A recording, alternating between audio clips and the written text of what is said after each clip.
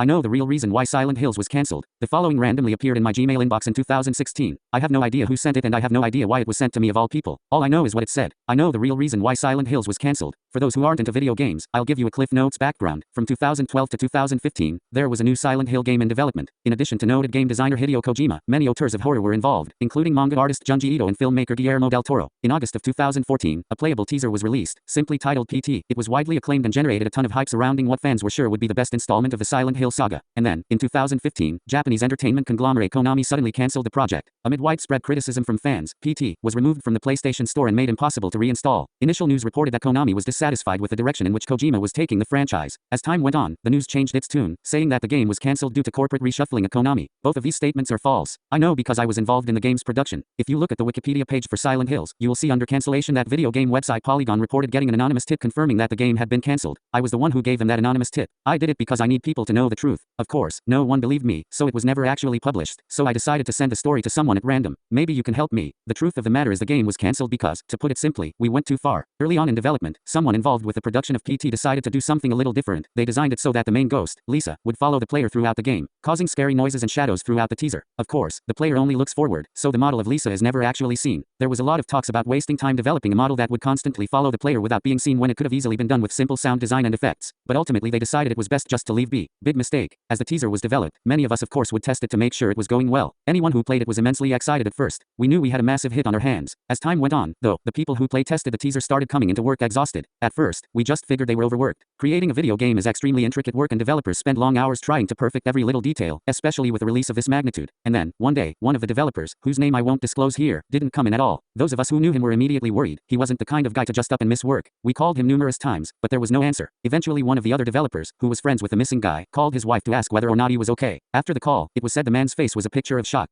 The man hadn't come into work because the previous night, he'd gone down into his basement and aged himself from one of the rafters. Worry turned into shock, shock into sorrow, sorrow into grief. The man had no history of depression or anything that could have led to this. A week later, another person didn't show up. The first death was still fresh in our minds, so we tried to prepare ourselves for what we assumed was inevitable. Sure enough, about an hour into what would have been their shift, we got a phone call from the person's family. The night before, they had made their way to the roof of their apartment building and jumped. I was there when we got this news directly. I remember one of the people in the room muttering to themselves, "What the F is going on?" If I have to be honest, and I do, I think a good many of us knew in the back of our minds what was going on, but we didn't want to accept it. At one point someone from the Public Security Intelligence Agency, Japanese FBI, visited us to interview us and get any info they could about the people we'd lost. I'm pretty sure they were dissatisfied with what they got, but while I was talking to them, I couldn't help but feel like they weren't telling us everything. I mean, I guess I should have expected as much. What intelligence agency tells its people everything? But it definitely aroused suspicion. It wasn't until 3 more people died that we got the email. Before one of the people killed themselves, they sent something to our office's email address. I never actually got to see it for myself, but one of the people who handles our emails is a friend of mine and she did get to see it. According to her, it simply read, "She won't stop following me. I can feel her breath on the back of my neck. Can't keep doing this. Goodbye." It wasn't long after that we got word that the game was being cancelled. All of our progress over 3 years was gone, and at that point I think most of us were more relieved than disappointed. Whatever was going on needed to stop, and damn the expense. I couldn't bring myself to go to the first few funerals. I know that's selfish, but what can I say? I didn't want it to be real. Eventually, I made the effort to go to the funeral of the man who had sent the email. His wife was inconsolable. It wasn't until halfway through the service that she managed to get any kind of words out. I went up to her to pay my respects, and out of nowhere I remember asking her why she thought it had happened. She was obviously taken aback by my answer, but being the strong woman she is, she wiped her tears and told me. She said that for a year or so before his death, the man had had a lot of trouble sleeping. He had never had issues with insomnia before, but suddenly he was lucky to get as much as 3 hours. As time went on, he just got worse and worse. He became frightened of his home after dark. Sometimes he'd even go stay at a hotel just to avoid being in the house after sundown. He started rapidly losing weight. His eyes were in a constant glaze, as if he was constantly staring into something beyond what anyone else could see. The one time his wife got up the nerve to ask what was wrong, the man uttered one word: "Lisa." It wasn't long after that he killed himself. The wife told me point blank that she wondered if she'd been responsible, but I assured her she wasn't. I gave her a hug and said goodbye. I don't think any of us were surprised when PT was removed from the PS Store and made unable to download. I like to think they did it for the right reasons and not for problems with public relations, although none of us ever said anything about it to each other. I think we all knew we'd let something loose. I didn't believe it at first. How could I? Then, the other night, as I was making my way towards my bedroom, I felt the unmistakable tingle of cold, fetid breath down the back of my neck. I turned around with a start. Nothing was behind me. I know what's to come, and I am terrified. The email ended there. I couldn't make heads or tails of it at first. I was sure it was a friend playing a prank or something. I archived the email and pretty much forgot all about it. Then, in 2019, an indie developer named Lance McDonald used what he called camera patches to allow the player in PT to look 360 degrees. As it turns out, after a certain point in the game, the ghost, Lisa, actually does follow directly behind you throughout the rest of the teaser. That reminded me of the email, which I'm really glad I saved. I still don't exactly know what this means, and I'm all the more afraid because of it.